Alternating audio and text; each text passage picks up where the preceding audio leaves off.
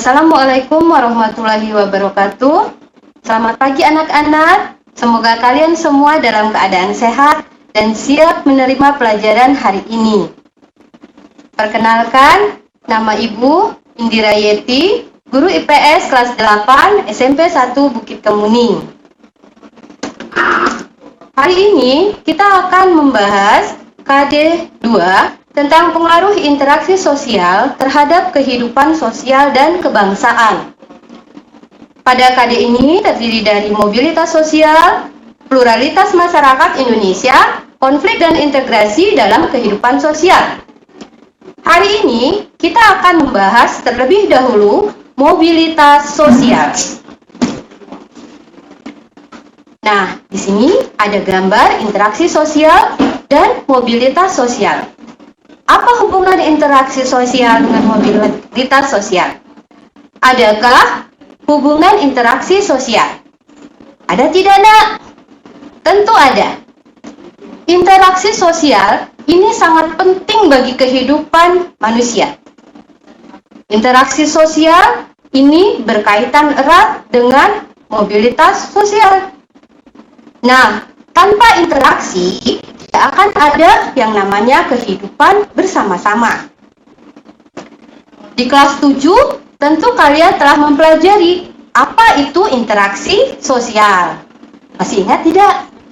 Interaksi sosial itu hubungan timbal balik antar individu dengan individu, individu dengan kelompok, dan kelompok dengan kelompok. Interaksi sosial ini, Nak, akan terjadi secara terus-menerus. Jadi tidak berhenti begitu saja. Nah, kalian kan sudah tahu kalau terjadi terus-menerus, berarti interaksi ini akan terus berkembang di dalam masyarakat. Kemudian, interaksi tersebut akan mempengaruhi pola pikir manusia. Kemudian,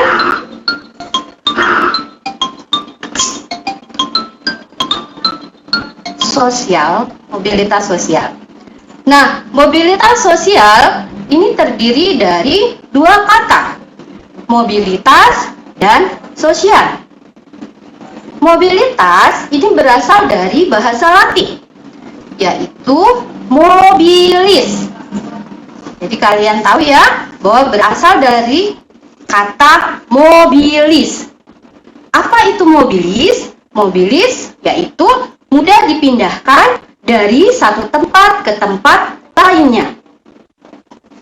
Sementara sosial ini berarti berasal dari bahasa Latin socius. Apa arti socius? Socius itu artinya berteman. Bisa pula diartikan bermasyarakat. Nah, mobilitas sosial berarti bisa dianggap sebagai berubahnya atau berpindahnya status seseorang di dalam masyarakat. Itu secara umum. Nah, setiap orang, Nak, yang mengalami mobilitas sosial berarti mengalami perubahan status sosialnya. Selain definisi umum yang Ibu katakan tadi, ada beberapa ahli sosiolog yang mengemukakan definisi dari mobilitas sosial. Dua ahli tersebut yaitu Paul B. Harten dan Michael S. Basis. Menurut Paul B. Harten, pengertian dari mobilitas sosial itu adalah gerak perpindahan dari satu kelas sosial ke kelas sosial yang lainnya. Sementara Michael S. Basis itu menganggap bahwa mobilitas sosial adalah perpindahan ke atas atau ke bawah lingkungan sosial ekonomi yang mengubah status sosial seseorang. Ada banyak ragam atau bentuk mobilitas sosial. Bisa kalian lihat di sini ya, Nak. Nah, ini ada horizontal, ada vertikal, ada intragenerasi, antar generasi, dan geografis. Horizontal dan vertikal. Sepertinya ini adalah istilah yang tidak asing ketika kalian belajar matematika di kelas 7 bersama Ibu Wihayati atau Ibu Sinjawati. Horizontal ini berarti garisnya sejajar, ya kan? Sementara vertikal itu berarti tegak lurus dari atas ke bawah atau kebalikannya dari bawah ke atas. Intragenerasi ini berarti dia di dalam satu generasi. Sementara antar generasi ini berarti terdiri dari 2 generasi atau lebih. Geografis ini berarti bentuk mobilitasnya berkaitan sama apa, Nak? Sama letak. Oke, kita akan bahas satu persatu. Mobilitas horizontal. Mobilitas horizontal berpindah status sosial seseorang atau sekelompok orang dalam lapisan sosial yang sama. Jadi, pindahnya itu sederajat. Misalnya nih, seorang camat Bukit Kemuning dimutasikan pindah tugas ya Nak, misalnya ke daerah yang lain, ke Abung Tinggi, tapi tetap menjadi camat hanya karena penyegaran saja, statusnya tetap sama sebagai camat, maka itu adalah mobilitas horizontal. Sama misalnya lagi begini, guru SMP 1 Bukit Kemuning, misalnya Ibu Yasila pindah ikut suami ke Bandar Lampung, tetap menjadi guru di sana. Nah, itu tetap berarti dia mobilitas horizontal karena sejajar, masih sama. Kemudian, ada contoh lainnya. Misalnya pertukaran pelajar atau pindah sekolah, Nak. Misalnya, kalian pindah sekolah. Itu tetap saja mobilitas horizontal karena statusnya tetap sebagai pelajar.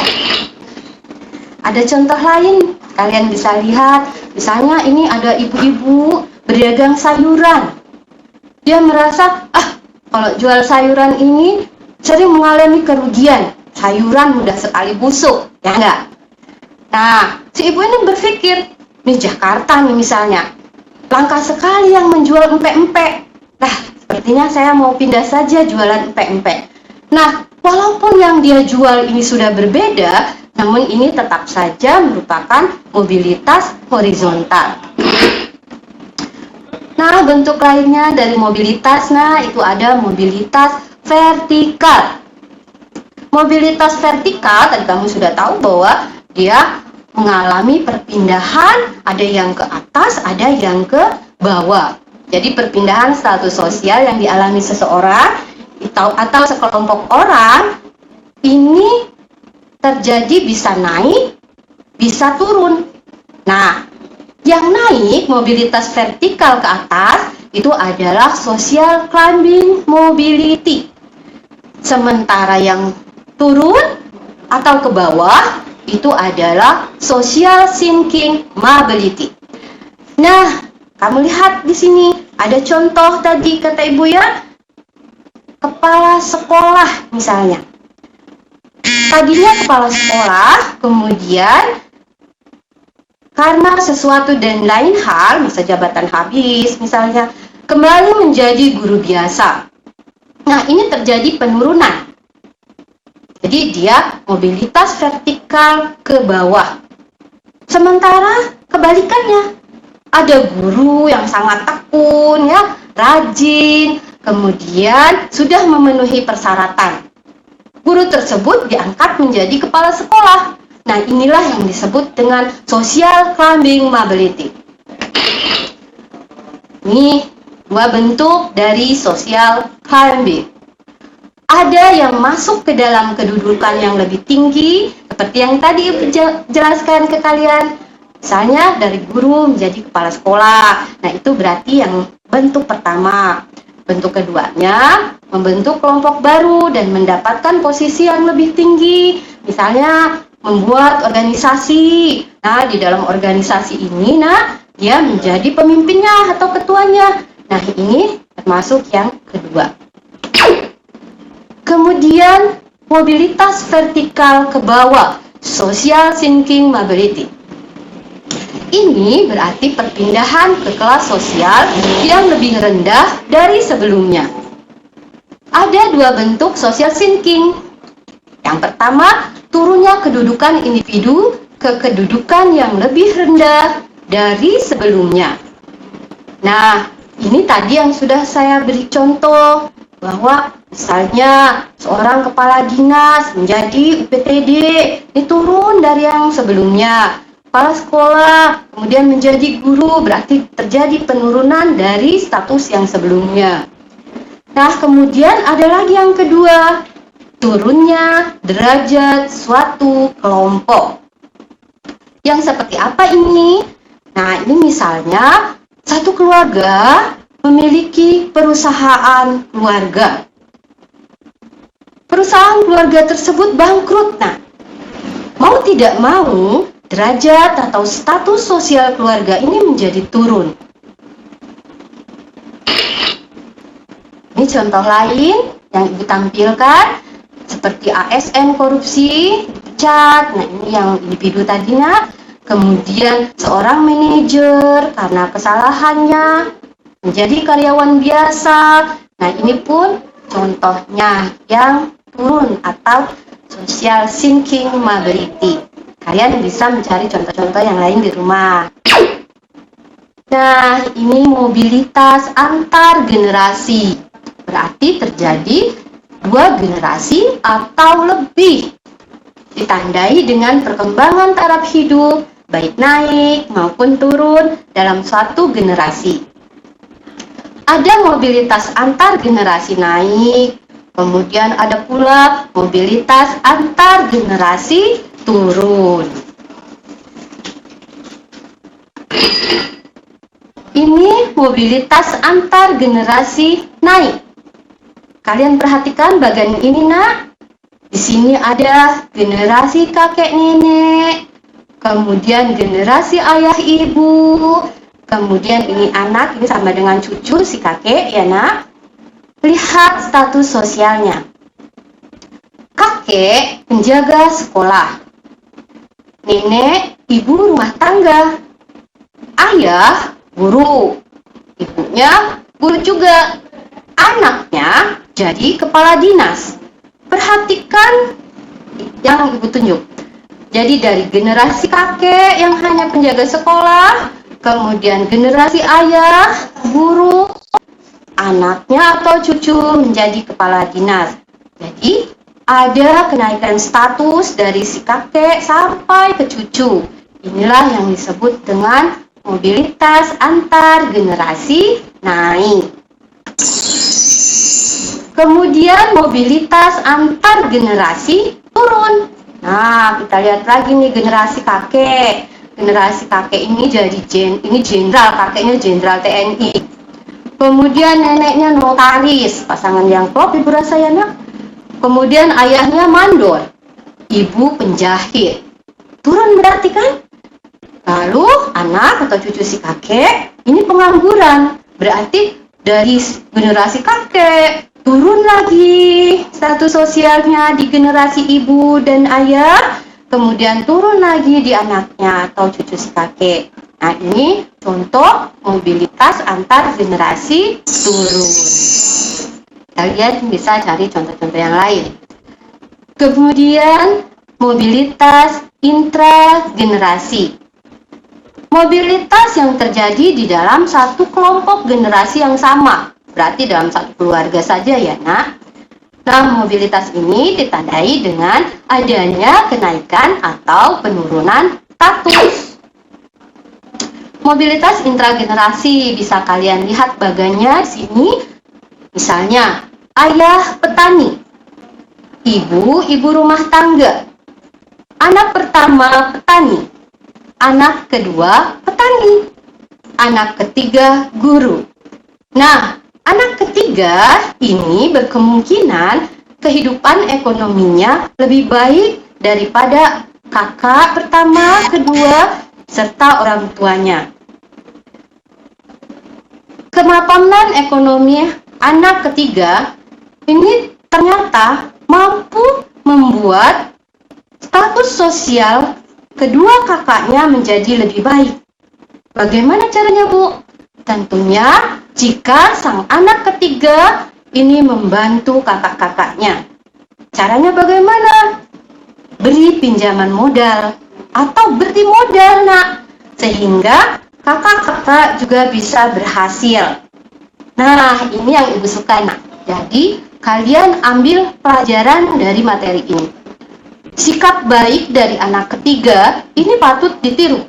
Di situ ada rasa peduli sosial yang tinggi. Jadi, membantu sesama. Hendaknya kalian semua, anak-anak Ibu, punya sikap seperti ini ya, Nak, supaya sukses tidak hanya sendiri, tetapi sukseslah bersama-sama. Kemudian, mobilitas geografis.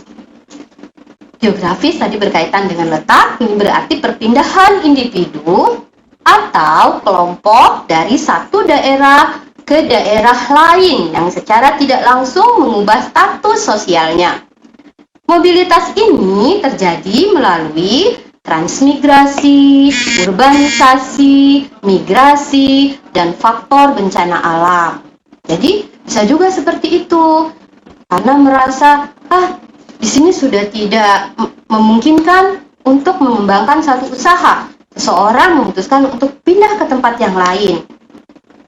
Kemudian di sini misalnya sedang terjadi bencana alam, gunung meletus misalnya ya, Nak, sehingga seseorang tersebut terpaksa meninggalkan daerah tersebut untuk bekerja di tempat yang lain, sehingga yang tadinya dia petani misalnya di daerah pegunungan itu pindah ke tempat yang lain menjadi pedagang. Jadi terjadi juga mobilitas geografis. Nah, mobilitas tersebut tentunya dipengaruhi beberapa faktor, Nak, baik faktor pendorong maupun faktor penghambat. Di sini ada yang namanya status sosial. Bicara masalah status sosial, ketika lahir kita pasti telah memiliki status sosial tertentu. Namun, kita berhak memilih atau mengubah status sosial tersebut, tentunya dengan usaha. Nah, untuk masyarakat terbuka, hal ini mudah. Jadi bisa pindah dari kelas sosial tertentu ke kelas sosial yang lainnya. Tetapi, kalau di masyarakat tertutup, peluang mobilitas seperti ini itu biasanya sedikit terhambat atau geraknya menjadi lambat. Jadi seperti itu. Contohnya seperti apa, Bu? Nah, misalnya ada kasta. Kalian mungkin belajar di kelas 7 waktu itu. Ada di India itu kasta-kasta, sehingga ada pelarangan kasta-kasta tertentu untuk menikah dengan kasta yang tidak sama. Misalnya dari Sudra, tidak boleh misalnya ke Brahmana, jadi seperti itu. Jadi dia harus satu kasta, jadi sedikit terhambat ya, Nak. Nah, kemudian keadaan ekonomi. Keadaan ekonomi seseorang tentunya menjadi pendorong terjadinya mobilitas sosial. Saat orang mengetahui, oh bisa ya pindah-pindah ke kelas sosial, bisa ya jadi seperti itu. Jadi orang tadi termotivasi untuk menjadi lebih baik lagi. Nah, itu untuk keadaan ekonomi. Kemudian pertumbuhan penduduk. Ini juga menjadi pendorong mobilitas sosial. Ketika di satu daerah itu penduduknya bertambah banyak, tetapi pertambahan penduduk itu tidak diimbangi dengan pertambahan fasilitas, maka hal tersebut akan membuat orang itu berpindah ke daerah lain yang dirasa lebih memungkinkan untuk membuka usaha atau memenuhi kehidupannya. Kemudian situasi politik. Situasi politik pasti sangat berpengaruh. Kenapa? Ketika politik aman, orang enak berusaha. Jadi dia betah di tempat yang sama. Tetapi saat situasi politik tidak nyaman, bisa mengakibatkan terjadinya mobilitas sosial. Lalu faktor penghambat mobilitas sosial. Nah, di sini ada diskriminasi ras dan agama. Kemudian ada kemiskinan. Kemudian ada sosialisasi kelas sosial. Kemudian perbedaan jenis kelamin dan diskriminasi kelas. Ini faktor penghambat mobilitas sosial. Nah, ada diskriminasi ras dan agama. Kemudian ada pula kemiskinan. Ada sosialisasi kelas sosial. Kemudian perbedaan jenis kelamin dan diskriminasi kelas. Nah, diskriminasi ras dan agama ini bisa menghambat mobilitas sosial. Diskriminasi kelas pun demikian. Tahukah kalian apa itu diskriminasi? Diskriminasi itu adalah pembatasan, pembedaan. Berarti dibedakan. Ini ras-ras tertentu yang dibedakan. Kemudian agama tertentu yang dibedakan juga karena berbeda dengan kelompok yang lebih banyak, misalnya seperti itu. Jadi ada larangan tertentu untuk penganut agama tertentu. Nah, ini menghambat terjadinya mobilitas sosial. Kemudian kemiskinan. Kemiskinan ini juga bisa menghambat mobilitas sosial. Kenapa, Bu? Kok bisa menghambat? Ya dong, misalnya begini. Ketika orang tersebut sebenarnya menginginkan bersekolah tinggi, ingin sekali kuliah, tetapi karena kondisi ekonomi, dia tidak bisa melanjutkan itu. Nah, itu bisa menghambat terjadinya mobilitas sosial. Kemudian sosialisasi kelas sosial. Saat ada pemberitahuan bahwa ada kelas-kelas sosial tertentu, ada orang-orang tertentu yang berada di lingkungan yang biasanya lebih rendah, Nah, ini dia terbiasa dengan kebiasaan-kebiasaan di lingkungannya. Dia tertutup, dia terbiasa dengan apa yang mereka lakukan. Misalnya kehidupan di daerah kumuh. Jadi masyarakatnya terbiasa seperti itu. Jadi sulit terjadi mobilitas sosial. Kemudian perbedaan jenis kelamin. Nah, dahulu ini ada pembeda. Katanya kalau yang perempuan tidak boleh sekolah, tidak boleh bekerja. Nah, ini menghambat mobilitas sosial. Nah, semua ini tapi di zaman sekarang sudah tidak lagi terjadi. Karena zaman sekarang ini itu sudah banyak perlindungan terhadap hak-hak asasi manusia. Nah, diskriminasi kelas. Diskriminasi kelas ini pernah terjadi ya di zaman Belanda. Itu yang boleh sekolah itu cuma orang-orang Belanda dan orang-orang yang mendukung pemerintahan Belanda kala itu, termasuk bangsawan. Orang pribumi tidak diperkenankan. Kemudian cara mobilitas sosial. Ini terdiri dari perubahan standar hidup, perubahan tempat tinggal, perubahan tingkah laku, pernikahan, kemudian bergabung dengan organisasi tertentu. Perubahan standar hidup. Nah, perubahan standar hidup ini misalnya orang tadi itu hanya karyawan biasa, ulet, tekun banget. Nah, kemudian dari ketekunannya itu dia mendapat promosi, dipromosikan menjadi seorang direktur. Wah, enak banget kan? Nah, mau tidak mau, karena statusnya sudah berubah dari karyawan biasa menjadi seorang direktur, standar hidupnya pun diubahnya. Dari yang jalan kaki misalnya, atau yang cuma bawa sepeda motor, kemudian dia akhirnya membeli mobil supaya lebih cocok dengan jabatan barunya. Kemudian perubahan tempat tinggal. Nah, tempat tinggal sekarang dirasa kurang nyaman, sementara penghasilannya sudah lebih besar. Dia pindah ke tempat yang baru, yang dirasa lebih enak untuk memenuhi fasilitas. Nah, ini juga termasuk cara mobilitas sosial. Kemudian perubahan tingkah laku. Yang seperti apa? Misalnya dengan naiknya jabatannya tadi, mau tidak mau dia mengubah tingkah lakunya. Dari cara bicara, ya nak, kemudian cara pakaian, berpakaian. Nah, itu semua dia lakukan perubahan, termasuk pergaulan. Ingat, tapi ini hati-hati, harus pandai memilah mana yang baik dan mana yang buruk. Ingat. Nah, kemudian pernikahan. Dengan pernikahan, kalau menikah sama orang yang wow gitu ya nak, istilah kalian itu. Kemudian contohnya misalnya orang yang kaya raya atau berstatus yang tinggi, orang yang terpandang lah istilahnya, maka mau tidak mau pasangannya ini akan ikut naik status sosialnya. Kemudian bergabung dengan organisasi tertentu. Jadi misalnya, ada pencalonan nih, pilkada. Ya bergabunglah di dalam satu organisasi partai, ikut anggota partai. Terpilih jadi pemimpin partai, berarti punya kesempatan untuk mencalon jadi anggota DPR. Bahkan dengan bergabung di partai tersebut, bisa jadi orang itu bukan hanya menjadi anggota dewan, tapi bisa jadi bupati, kemudian bisa mencalonkan diri jadi gubernur, bahkan menjadi seorang presiden. Kemudian saluran mobilitas sosial.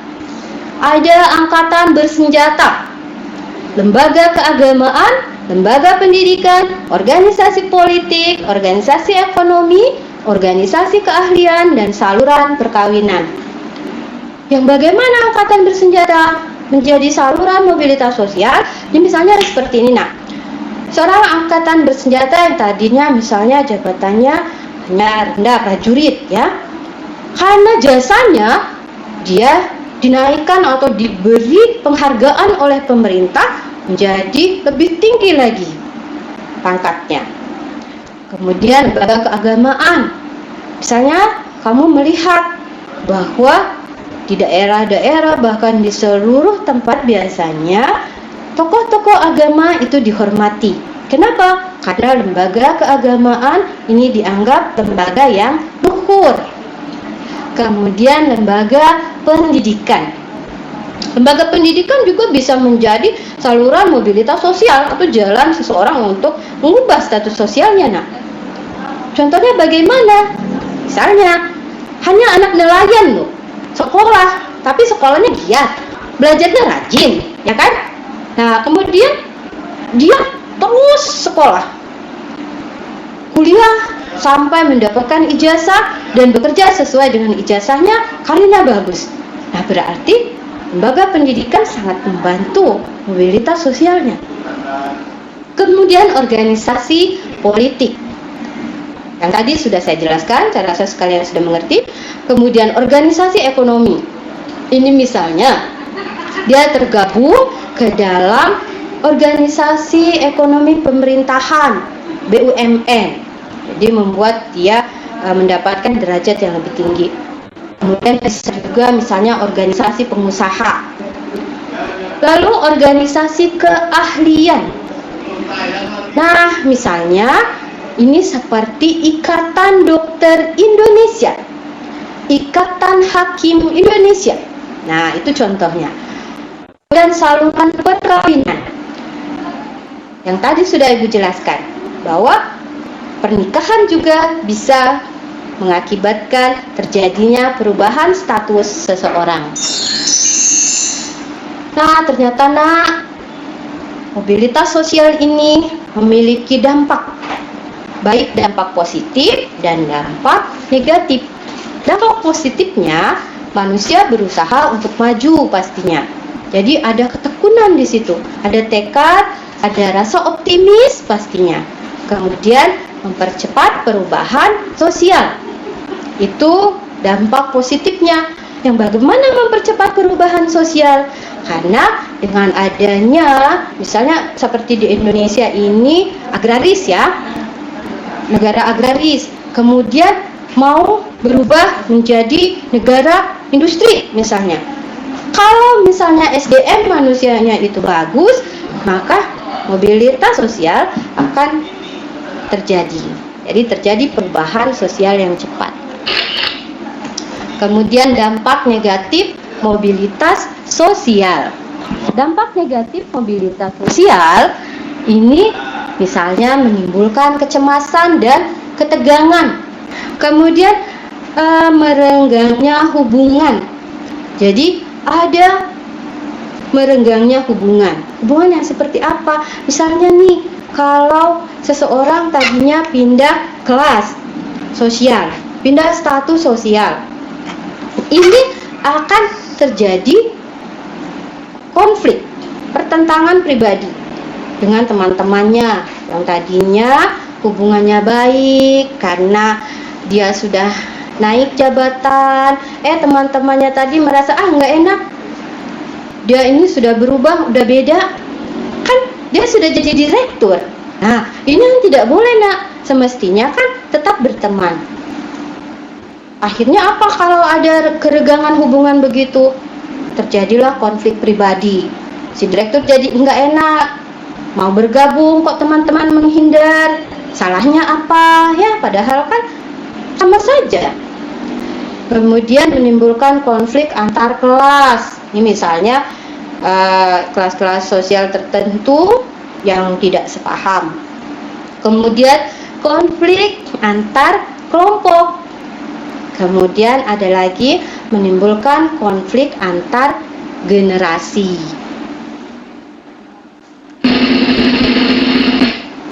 Nah, di sini ada latihan. Latihan ini akan kalian kerjakan di link latihan yang nanti akan Ibu bagikan di grup WA. Di sini ada soal pertama. Di soal pertama ini ada pengertian. Jadi yang tertera di soal pertama ini kalian diminta mencari pengertiannya apa ya, dari pengertian apa. Kemudian apa yang tertera pada soal kedua, ini kalian diminta memilih, ini adalah contoh mobilitas jenis apa. Kemudian yang tertera pada soal ketiga, ini kalian diminta mencari faktor pendorong terjadinya mobilitas sosial, ini apa. Kemudian yang tertera pada soal keempat, ini kalian mencari contoh teori faktor yang mempengaruhi terjadinya mobilitas, ini apa. Kemudian yang tertera pada soal kelima, di sini kalian mencari bahwa apa yang tertera ini merupakan faktor apa ya. Nah, soal ini nanti kalian kerjakan langsung di link soal yang akan Ibu bagikan di grup WA. Jadi seperti itu. Jadi sebelum Ibu akhiri pertemuan kita kali ini, ada beberapa hal yang ingin Ibu ingatkan ke kalian. Jangan lupa ya, bahwa mobilitas sosial tidak hanya meningkat saja. Ada kalanya seseorang itu gagal di dalam melakukan mobilitas, tetap pada statusnya, bahkan bisa jadi malah turun. Nah, itu jika kalian pengen atau ingin meningkatkan mobilitas atau mengalami mobilitas vertikal ke atas, maka dari sekarang baiknya kalian tanamkan sikap jujur ya nak. Kemudian sikap yang kreatif ya nak, bekerja keras dan disiplin. Itu sikap-sikap yang harus kalian miliki. Karena insya Allah kalau kalian punya sikap tadi nak, jujur, disiplin, mau kerja keras, kalian bisa sukses di dunia. Jadi bisa jadi dokter, jadi profesor, jadi dosen, dan cita-cita lainnya, bahkan jadi presiden. Ya nak, amin. Nah, sekarang Ibu tanya, kamu itu, kalian semua ingin sukses di dunia saja, apa sukses dunia akhirat? Nah, kalau kalian ingin sukses dunia akhirat, berarti ingat nak, Allah itu tidak membedakan derajat seseorang dari kekayaan, tidak membedakan pula derajat seseorang dari jabatan, tapi yang membedakan itu adalah ketakwaannya.